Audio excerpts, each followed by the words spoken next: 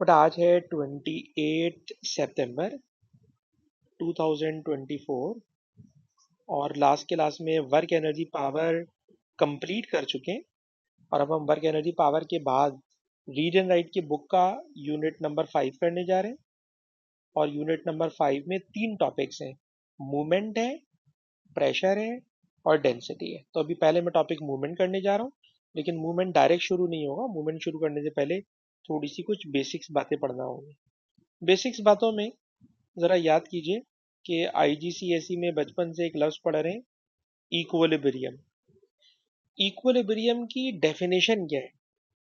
तो याद रखिएगा, इक्विलिब्रियम को डेली लाइफ में कहते हैं बैलेंस होना। तो अगर कोई बॉडी बैलेंस है तो वो इक्विलिब्रियम में है, और बैलेंस नहीं है तो वो इक्विलिब्रियम में नहीं है। तो इक्विलिब्रियम का दूसरा नाम बैलेंस होना है। लेकिन इसको फिजिक्स की टिपिकल लैंग्वेज में बोलूं तो मैं यूं बोलूंगा कि अगर किसी बॉडी में एक्सेलरेशन ना हो, when a body has no acceleration, जब किसी बॉडी में एक्सेलरेशन नहीं होता, तो बेटा एक्सेलरेशन का ना होना फिजिक्स की लैंग्वेज में कहलाता है इक्विलिब्रियम। तो इक्विलिब्रियम की डेफिनेशन है एक्सेलरेशन का ना होना। ठीक है ना, ये इसकी डेफिनेशन है। इसकी टाइप्स, सर इसकी 2 टाइप्स है इक्विलिब्रियम की। एक टाइप का नाम है स्टैटिक इक्विलिब्रियम, एक टाइप का नाम है डायनामिक इक्विलिब्रियम। क्या मतलब? पहले स्टैटिक इक्विलिब्रियम की बात कर लेते हैं। स्टैटिक इक्विलिब्रियम को बेटा यूं समझें कि जब आप चेयर पे बैठे हुए हो तो जाहिर सी बात है कि आप रेस्ट में हो इस वक्त क्लास पढ़ते हुए। जब रेस्ट में हो तो आपकी वेलोसिटी जीरो है, वेलोसिटी चेंज नहीं हो रही। और जब वेलोसिटी चेंज नहीं हो रही तो जाहिर सी बात है आप में एक्सेलरेशन नहीं है। तो जब कोई बंदा रेस्ट में होता है तो वो स्टैटिक इक्विलिब्रियम में होता है। लेकिन अगर कोई बॉडी मूव कर रही हो तो भी वो इक्विलिब्रियम में हो सकती है। कैसे? तो एग्जाम्पल देखते हैं। एग्जाम्पल ये है कि अगर कोई बॉडी यूनिफॉर्म वेलोसिटी से मूव कर रही हो, तो जब कोई बॉडी यूनिफॉर्म वेलोसिटी से मूव करती है, कोई एग्जाम्पल ले लीजिए। तो हम लोग आईजीसीएसई की फिजिक्स में एक टॉपिक पढ़ते हैं, टर्मिनल वेलोसिटी। टर्मिनल वेलोसिटी में कोई स्काई डाइवर होता है, वो छलांग लगा देता है। जब वो छलांग लगाता है तो उसका weight acting downward, air resistance acting upward. जब वेट और एयर रेजिस्टेंस बराबर हो जाती हैं तो अब वो कांस्टेंट वेलोसिटी से मूव करता है। वो कांस्टेंट वेलोसिटी से नीचे गिर रहा होता है। और जब वो कांस्टेंट वेलोसिटी से नीचे गिरता है तो अब वो बैलेंस्ड होता है। बहुत हाई स्पीड से होता है, गिरेगा तो मर जाएगा, लेकिन होता वो बैलेंस्ड है, होता वो इन इक्विलिब्रियम में। तो जब कोई ऑब्जेक्ट टर्मिनल वेलोसिटी अटेन कर चुका हो तो वो इक्विलिब्रियम में होता है, नंबर 1। नंबर 2, ये बताइए ताहा बेटा, जो हमारी जमीन है, बताइए बेटा ये जमीन रुकी हुई है या मूव कर रही है?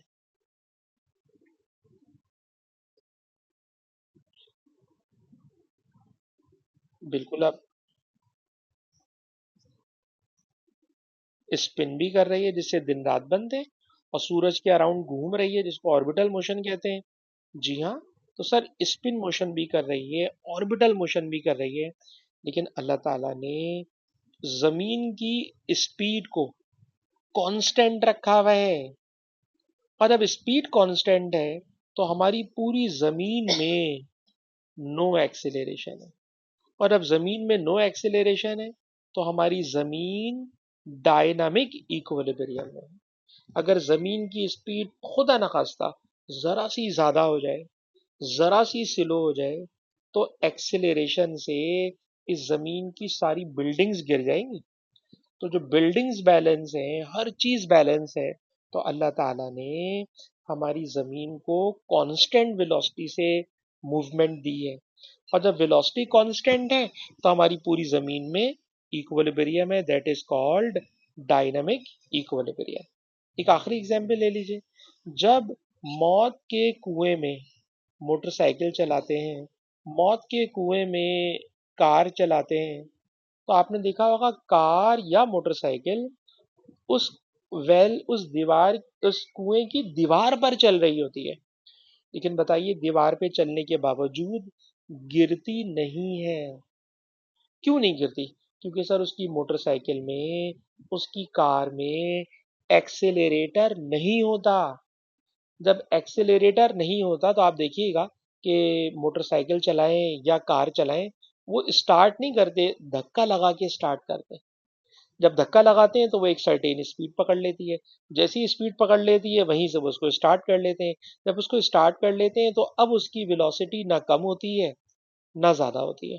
और बताइए जब स्पीड में चेंज हो गई नहीं तो मोटरसाइकिल और कार दोनों इक्विलिब्रियम में आ जाते हैं और इस तरह दीवार पे चल रहे होते हैं, लेकिन उसके बावजूद गिरते नहीं है क्योंकि वो कांस्टेंट वेलोसिटी यानी डायनेमिक इक्विलिब्रियम में होते हैं। तो रोलर कोस्टर और बहुत सारी एग्जाम्पल आपको ऐसी मिलेंगी कि जहां हम एक्सेलरेशन को जीरो करके ऑब्जेक्ट को बैलेंस कर लेते हैं। तो खैर लंबी हो गई। इक्विलिब्रियम की डेफिनेशन, जब किसी बॉडी में एक्सेलरेशन ना हो तो बॉडी इक्विलिब्रियम में। इसकी दो टाइप्स, यस, स्टैटिक इक्विलिब्रियम जब आप रेस्ट में हो या जब आप यूनिफॉर्म वेलोसिटी से चल रहे हो। In both cases the object is in equilibrium. सवाल, सर पेपर में क्या आता है? पेपर में आपस की बातें, ना इक्विलिब्रियम की डेफिनेशन आती है ना टाइप्स। कॉन्सेप्ट की जरूरत पड़ती है इसलिए मैंने लंबी की है। एग्जाम में हमेशा ये सवाल आता है जो अब मैं पढ़ाने जा रहा हूँ। क्वेश्चन आता है एग्जाम में कि स्टेट कंडीशंस ऑफ इक्विलिब्रियम, यानी कौन सी कंडीशन को मैं फुलफिल कर दूं कि ऑब्जेक्ट इक्विलिब्रियम में आ जाए। तो सर उसके लिए हमारे पास दो कंडीशन, और दोनों कंडीशन में शुरू यहीं से कर रहा हूं कि इक्विलिब्रियम का मतलब एक्सेलरेशन का ना होना। सवाल, एक्सेलरेशन होता कब है? न्यूटन का सेकंड लॉ कहता है जब किसी बॉडी पे फोर्स लगाते हो तो एक्सेलरेशन आ जाता है। उल्टी बात सोचो, अगर आप फोर्स ना लगाओ तो एक्सेलरेशन नहीं होगा। या जितनी फोर्सेस लग रही हो, सारी फोर्सेस का सम अगर जीरो हो, यानी सब एक दूसरे को कैंसिल आउट कर दें, force is a vector quantity, वो एक दूसरे को कैंसिल आउट कर सकती हैं। तो जब किसी बॉडी पर बहुत सारी फोर्सेस लग रही हो और तमाम फोर्सेस का वेक्टर सम, वेक्टर सम जीरो हो, तो बेटा ये स्टेटमेंट लिख लीजिए, ये बार बार एग्जाम में आएगी और फिर मैं वहां पे छोड़ दूंगा, लिखूंगा नहीं, इसको बार बार लिखिएगा। If the vector sum, vector का मतलब होता है डायरेक्शन देखते हुए, if the vector sum of all forces, if the vector sum of all forces acting on an object is zero, then object will be in equilibrium. Then object is in equilibrium. कोई object उस वक्त equilibrium में होता है जब उस पर जितनी भी फोर्सेस लग रही हो, सारी फोर्सेस की डायरेक्शन देखते हुए सम कर दो। अब डायरेक्शन का मतलब समझते हो, राइट हैंड पे पॉजिटिव वेक्टर होता है, लेफ्ट हैंड पे नेगेटिव वेक्टर होता है, अपवर्ड पॉजिटिव होता है, डाउनवर्ड नेगेटिव होता है। तो अगर मैं फोर्सेस की डायरेक्शन को देखते हुए उनको सम करूं और अगर उन सब का सम जीरो आ जाए तो बॉडी इक्विलिब्रियम में होगी। इस चीज को मैथमेटिकली यूं लिख देते हैं। लेकिन इस तरह लिखने से ज्यादा जो हमें आसान लगता है वो ये है कि अगर किसी बॉडी पर बहुत सारी फोर्सेस लग रही हो ना, तो आप सम करो उन तमाम फोर्सेस का जो राइट साइड पे लग रही हो, और सम करो उन तमाम फोर्सेस का जो लेफ्ट साइड पे लग रही हो। कहते हैं राइट साइड और लेफ्ट साइड पर लगने वाली फोर्सेस का सम अगर इक्वल है तो body will be in equilibrium. और ऐसा भी हो सकता है कि किसी बॉडी पर जो फोर्सेस ऊपर लग रही हो, कहते हैं ऊपर लगने वाली फोर्सेस और जितनी भी फोर्सेस नीचे लग रही हो, ये मैं इस्तेमाल करूंगा, ये इसीलिए मैं लंबी कर रहा हूं इसको। अगर upward forces sir downward forces के बराबर हो तो भी बॉडी किस में आ जाएगी, इक्विलिब्रियम में आ जाएगी। तो अपवर्ड डाउनवर्ड के बराबर हो तो उनका सम जीरो हो जाएगा, they cancel out each other. Left side right side वाली फोर्सेस के बराबर हो तो सर उनका भी इफेक्ट जीरो हो जाएगा। तो बस जनाब याद कर लें, ये चीज एग्जाम में आती है, दे विल आस्क कि state the conditions of equilibrium. तो कंडीशन ऑफ इक्विलिब्रियम है कि अगर फोर्सेस का सम जीरो हो तो बॉडी इक्विलिब्रियम में होती है। और सेकंड कंडीशन, ये जो मैंने अभी आपके सामने स्टेट की, इट इज फर्स्ट कंडीशन।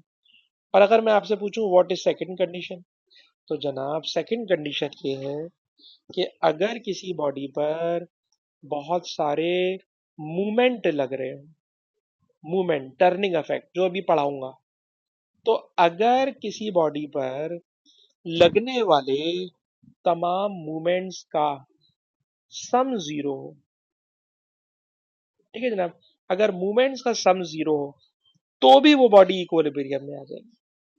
और इसकी जो ज्यादा इजी शक्ल होती है, उसकी वो ज्यादा इजी शक्ल ये होती है कि किसी बॉडी पर जितने भी क्लॉकवाइज मूवमेंट लग रहे हो, आप पहले उन्हें सम कर लो।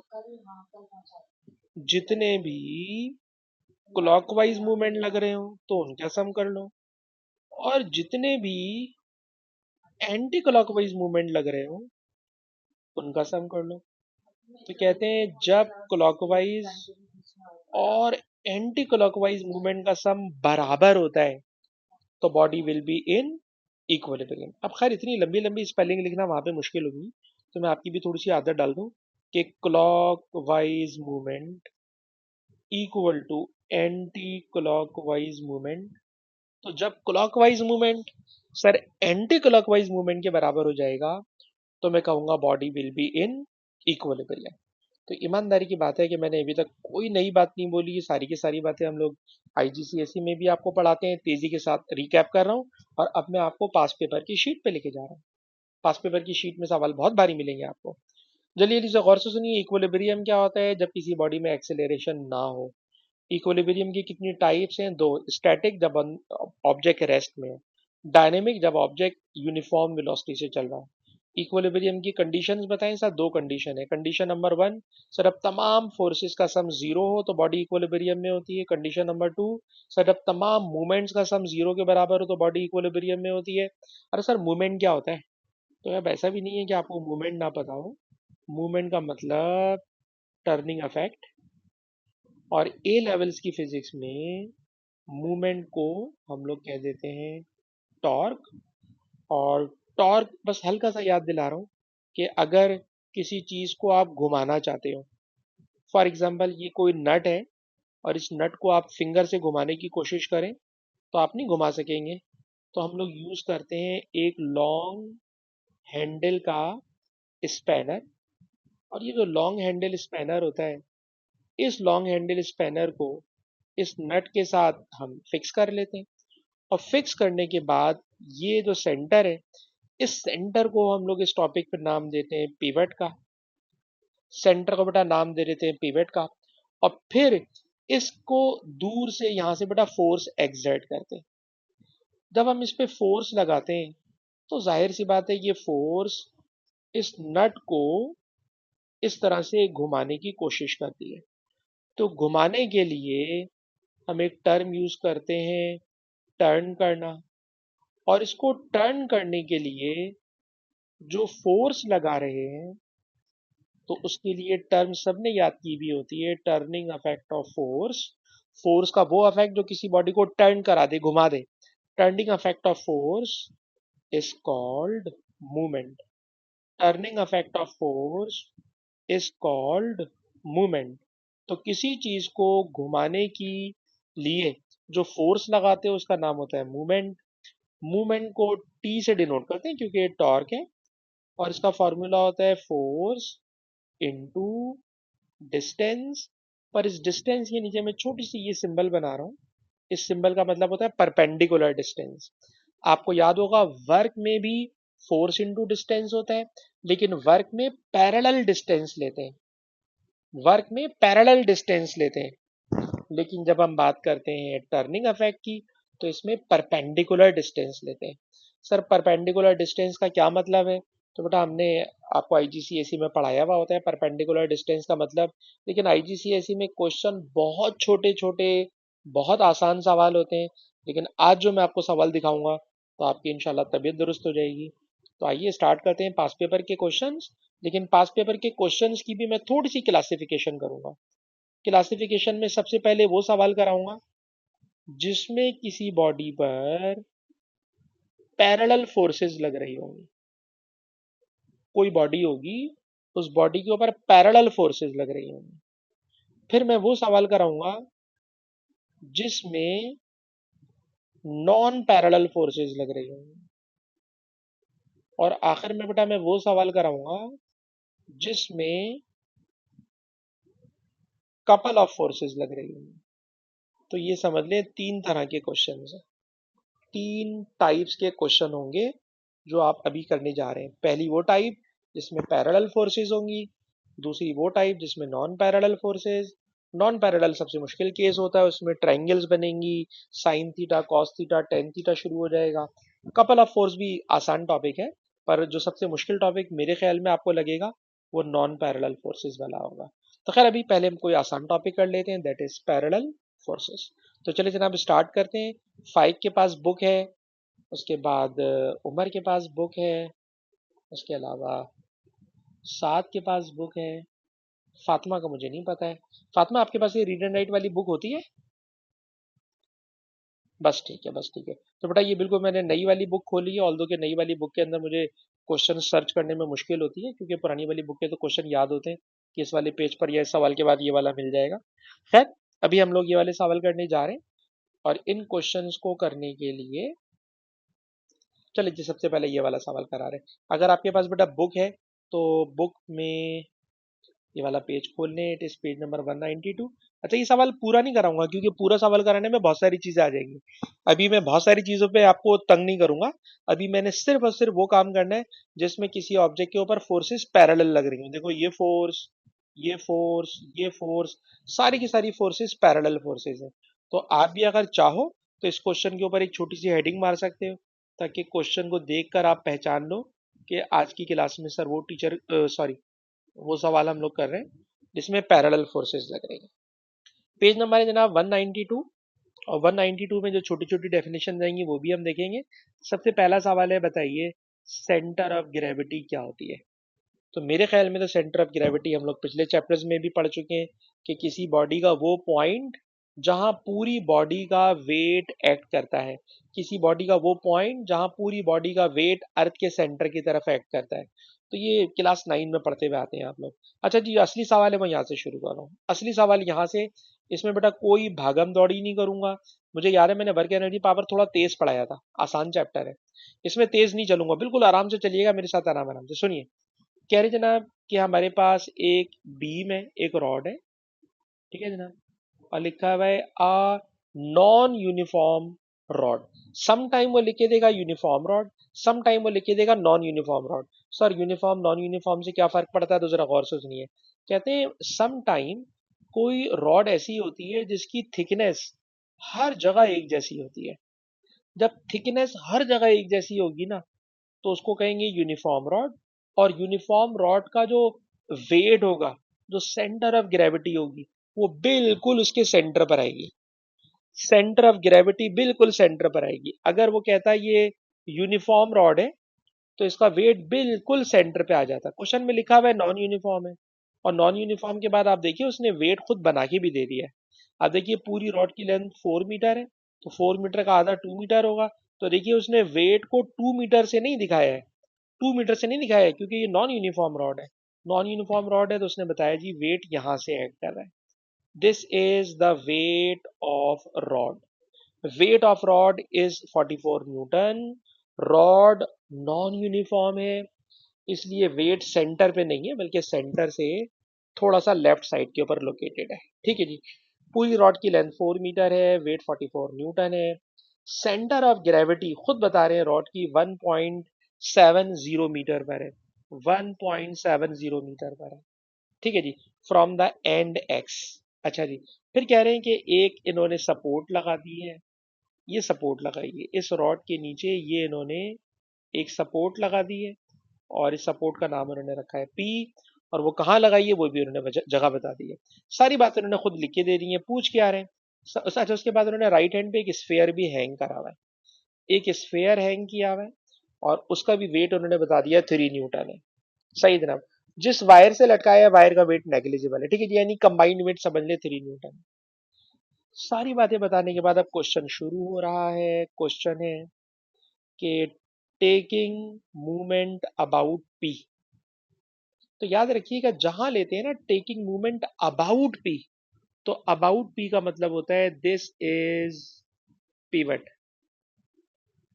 जिस पॉइंट के अराउंड मूवमेंट लोगे इट इज पिवट। तो पिवट है पी, पिवट है पी। अच्छा जी।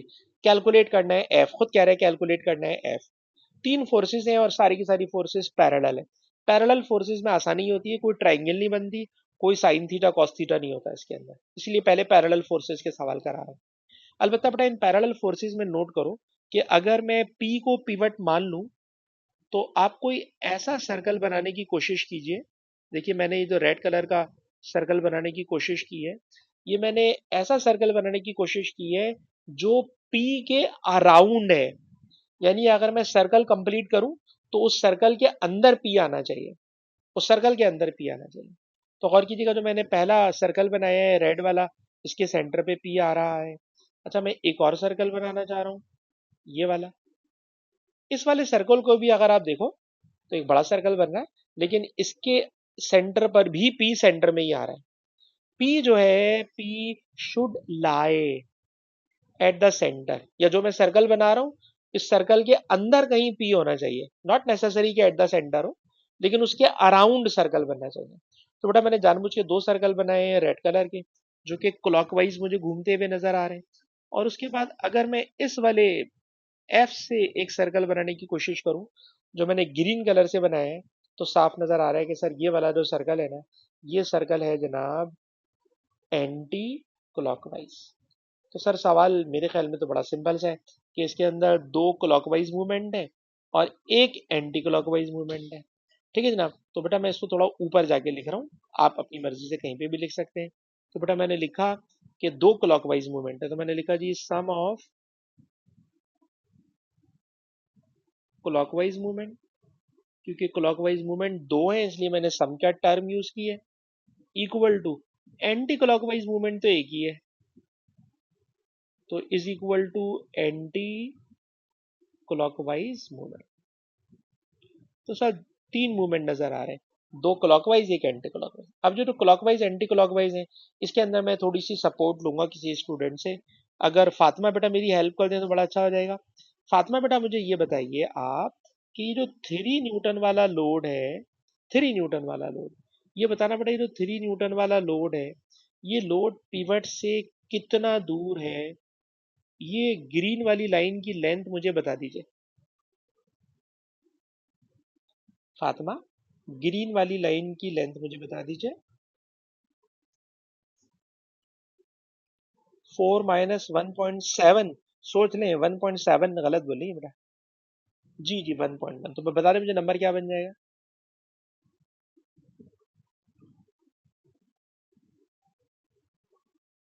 बेटा मैंने, ठीक है बेटा 4 - 1.1 ये बन जाएगा 2.9।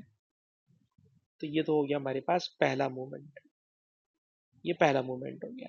अच्छा जी, उसके बाद फातिमा ही इस सवाल को पूरा कराएंगी बेटा मुझे।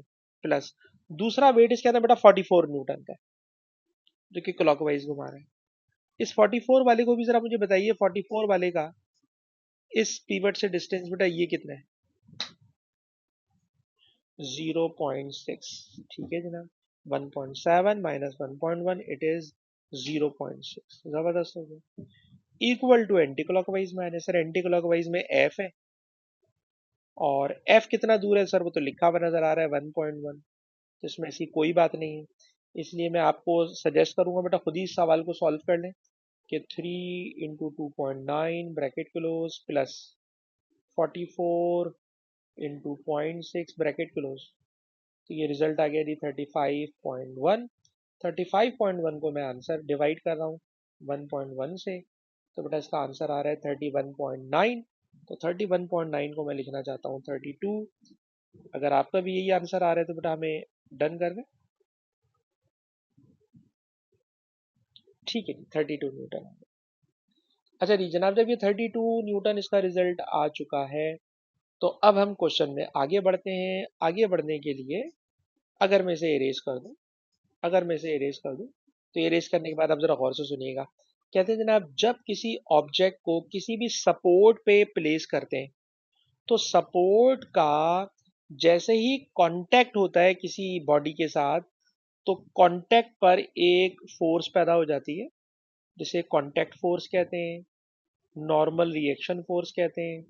तो ये जो पिवट पी है, ये पिवट पी इस पूरी रॉड पर जितनी फोर्सेस लग रही हैं, उन सबको बैलेंस करने के लिए एक फोर्स अपवर्ड डायरेक्शन में लगा रहा होता है। क्वेश्चन है, बताइए ये जो पिवट है, ये रॉड पर कितनी फोर्स लगा रहा है। ये जो पिवट है, ये इस रॉड पर कितनी फोर्स लगा रहा है। तो पहली बात तो बताइए कि ये पूरा का पूरा सिस्टम इक्विलिब्रियम में लिखा हुआ है, इक्विलिब्रियम में। जब कोई सिस्टम इक्विलिब्रियम में हो, तो हम अपवर्ड फोर्सेस को इक्वल टू डाउनवर्ड फोर्सेस से इक्वेट कर सकते हैं। 1 मार्क का क्वेश्चन है, इसलिए मैं लंबी कैलकुलेशन शो करने में इंटरेस्टेड नहीं हूँ। तो upward force equal to downward force कर सकते हैं।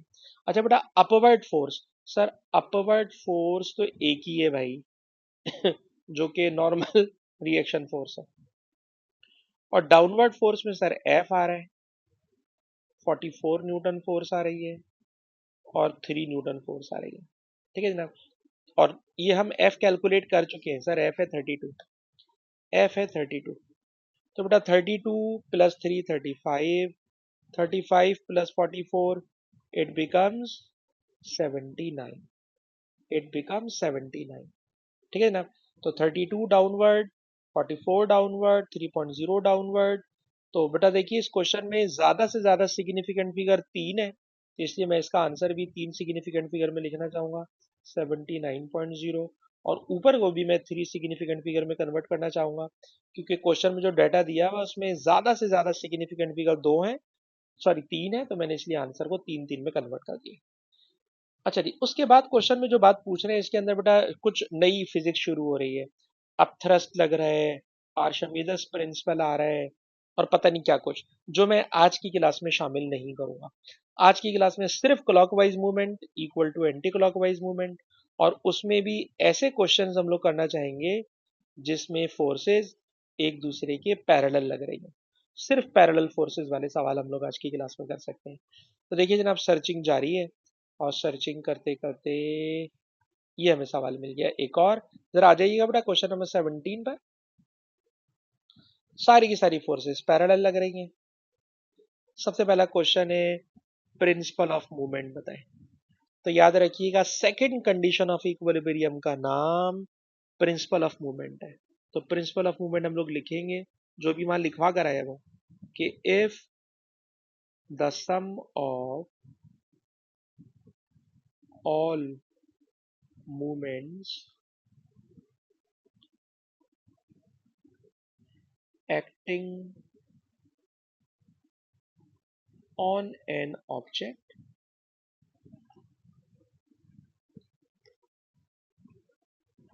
is zero, object will be in equilibrium। कोई ऑब्जेक्ट उस वक्त इक्विलिब्रियम में आ जाता है जब सारी मूवमेंट का सम जीरो हो। कोई बच्चा बोले सर मैं वाली डेफिनेशन लिख दूं, if the sum of clockwise movement equals to anti clockwise movement, तो वो भी सही है, वो भी सही है। दोनों पे आपको नंबर मिल जाएगा। अच्छा जी, अब क्वेश्चन पर आ गए। इस क्वेश्चन में क्या हो रहा है सर, इस क्वेश्चन में अगर हम इसको कलरफुल तस्वीर बना दें, तो ये अगेन एक रॉड है, एक बीम है, इस रॉड के ऊपर बहुत सारी फोर्सेस नजर आ रही हैं। एक व्हील लटका हुआ है, एक इसका अपना पर्सनल वेट है। ठीक है जनाब। उसके बाद लिखा हुआ है यूनिफॉर्म रॉड है, इसीलिए मैंने कहा यूनिफॉर्म रॉड है, सेंटर पे इसका वेट है। एक और व्हील लटका हुआ है, एक फोर्स ऊपर की तरफ लगी हुई है। तो पहली बात तो पहचान लें, it is a parallel force movement ना, पैरेलल फोर्सेस वाला मूवमेंट है। ठीक है जनाब, पहली बात हो गई। दूसरी बात, अब किसे पिवट माने, तो खुद बताएगा जनाब। आपने मूवमेंट लेना है अबाउट ए, और अगर अबाउट ए लेना है तो इस ए को मान लीजिए पिवट। और अगर आपने ए को पिवट मान लिया तो ए को पिवट मानकर आपने कैलकुलेट करना है डब्ल्यू। डब्ल्यू कैलकुलेट करना है, ये वाला डब्ल्यू बटा कैलकुलेट करना है। और डब्ल्यू कैलकुलेट करने के लिए, वैसे तो उसने शो दैट बोला हुआ, लेकिन हम कहेंगे डब्ल्यू कैलकुलेट करना है।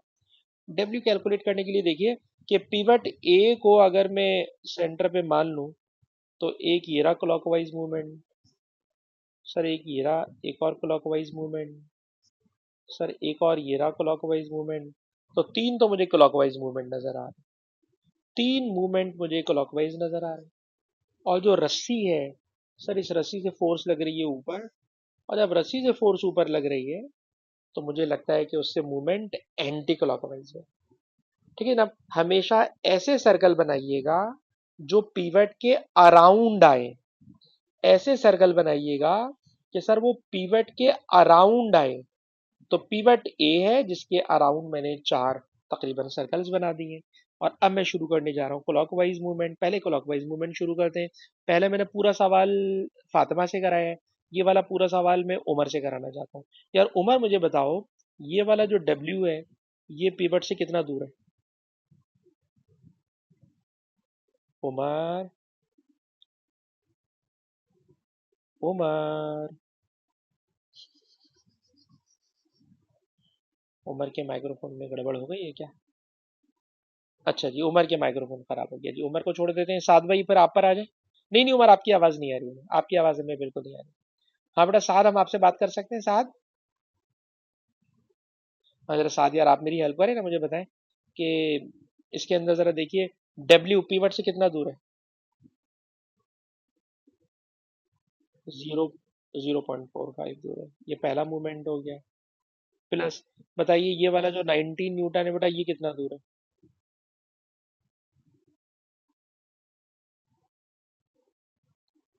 इतना आसान तो नहीं होगा ये, इतना आसान नहीं होगा। जरा देखो, पहली बात तो उसने कहा यूनिफॉर्म रॉड है। सर अब यूनिफॉर्म रॉड है ना, तो इसका वेट बिल्कुल सेंटर पर होगा। जब बिल्कुल सेंटर पर होगा तो पहले तो मैं आपसे कहूंगा, मैं अच्छा मैं साहब आपके आंसर को गलत नहीं बोल रहा, ठीक है ना। मुझे नहीं पता कि आप किस लॉजिक पे जा रहे हैं, मैं मुझे ये लॉजिक नजर आ रही है कि 0.45 plus 1.4 plus 0.75, it is the total length. Total length आ गई 2.57। ठीक है। उस 2.57 जो टोटल, मैंने अच्छा आखिर में नंबर गलत पुट करा है, इट इज 0.75। ठीक है जनाब। तो 0.45 प्लस 1.4 प्लस 0.75 टोटल आ गया 2.6। उस 2.6 it is the total length of the rod, and now it's half is 1.3। अब मुझे याद भी नहीं है कि साद ने क्या बोला था। साद तुमने 1.3 नंबर बोला था, कुछ और बोला था? 1.3 तो, हाँ ना, तो यार वो कोई लॉजिक नहीं बन रही ना बेटा। यूनिफॉर्म रॉड है, जब रॉड यूनिफॉर्म है तो आधे पर इसका नंबर आ जाएगा। अच्छा ये बताइए, अब आप, और सवाल आपका ही जारी है, ये दूसरा वाला डब्ल्यू कितना दूर है? ये तो आसान नंबर है जी। अच्छा जी, आप अगर इस तरह से भी बोल देंगे ना, हम आपकी बात मान लेंगे कि सर कैलकुलेटर चलाएं, आप डालें 0.45 प्लस 1.40। सही बताया आपने, it is 1.85 and it is equal to, आखिरी नंबर है 22 न्यूटन। और 22 न्यूटन के लिए भी थोड़ी देर पहले हम लोग पूरी सारी सम कर चुके हैं, वो आ गया था 2.6। अब ये इक्वेशन इतनी सिंपल है जो मुझे नहीं कराना चाहिए, रिजल्ट आएगा 14 न्यूटन।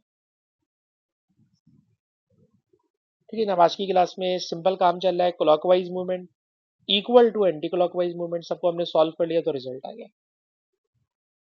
ठीक है ना, सबको हमने सॉल्व कर लिया तो रिजल्ट आ गया।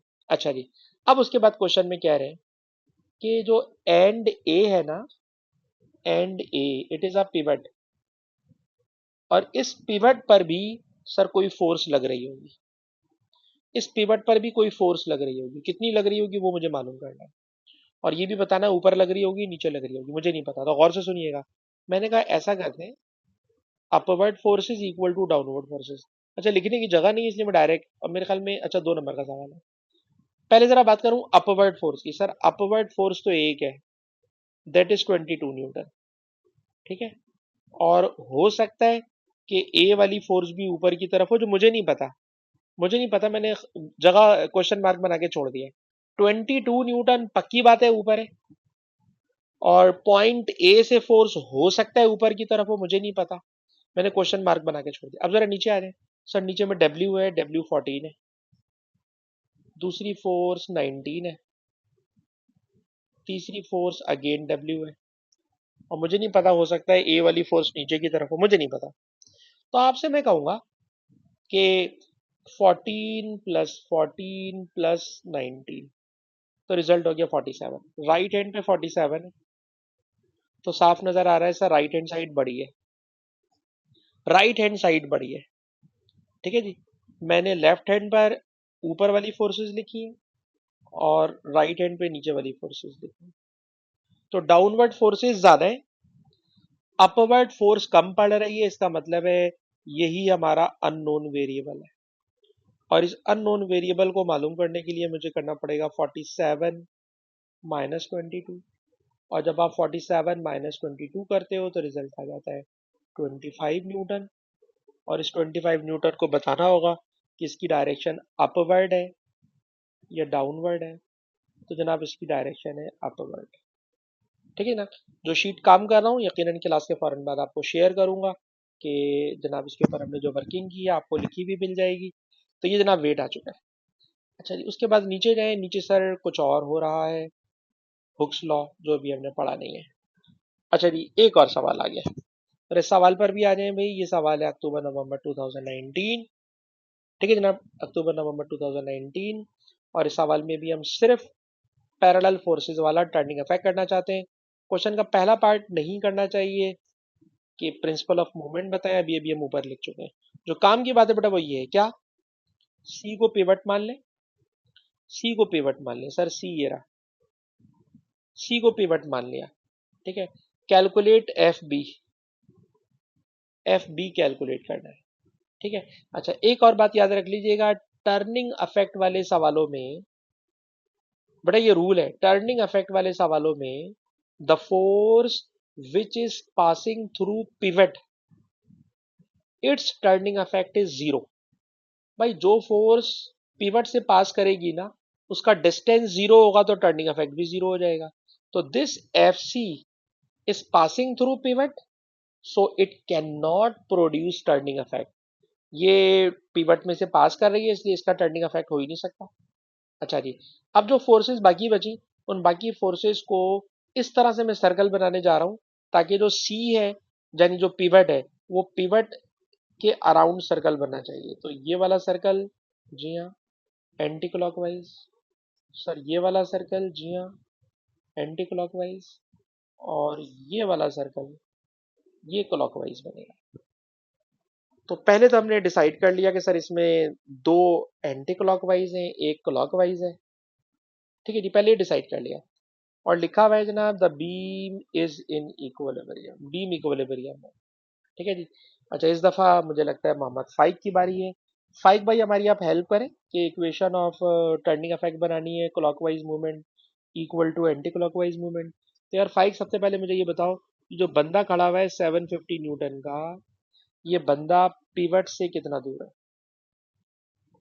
ये पिवट से कितना दूर है?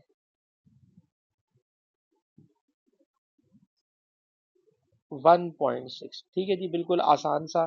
इसमें ये वाला नंबर था, टोटल कोने तक का जा रहा था 3.6, और उस 3.6 में से 5 ने 2 को हटा दिया तो ये बन गया 1.6। बेहतरीन हो गया, ये पहला टर्निंग इफेक्ट हो गया। प्लस 5 बाई ये जो 380 है, और याद रहे कि ये भी यूनिफॉर्म बीम है, यूनिफॉर्म बीम है, यूनिफॉर्म बीम है। तो जहन में रखिएगा क्या मतलब होता है यूनिफॉर्म का। अलबत्ता हमें ये बताइए कि ये सी से कितना दूर है।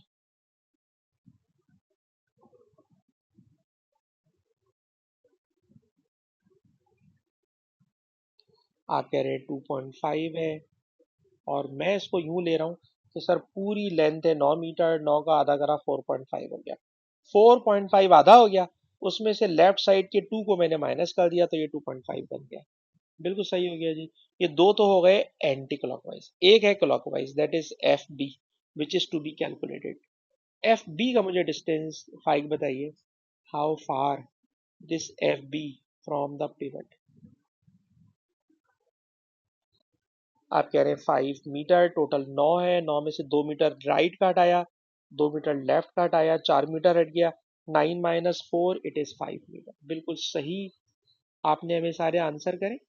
और अब जल्दी से इसको कैलकुलेटर में डाल के हम सॉल्व कर लेते हैं, सॉल्व कर लेते हैं जी कैलकुलेटर में डाल के। और आप इसको मुझे बता दें तो मेरे लिए काम आसान हो जाएगा। 750 इंटू 1.6 प्लस 380, 430। अच्छा जी, किसी बच्चे ने हमें बता दिया है इट इज 430, इट इज 430। ठीक है ना, 430। अच्छा जी, क्लास का टाइम जो 4 मिनट का रह गया है उसमें मुझे नहीं लगता कि ये आखिरी पार्ट हो पाएगा, क्योंकि आखिरी पार्ट ना थोड़ा है भारी, इतना सिंपल नहीं है कि मैं 4 मिनट में इसको समझा सकूं या आपसे करा सकूं। तो इसलिए हम इस क्वेश्चन को यहीं पे स्टॉप कर रहे हैं, रिकॉर्डिंग को यहीं पे बंद कर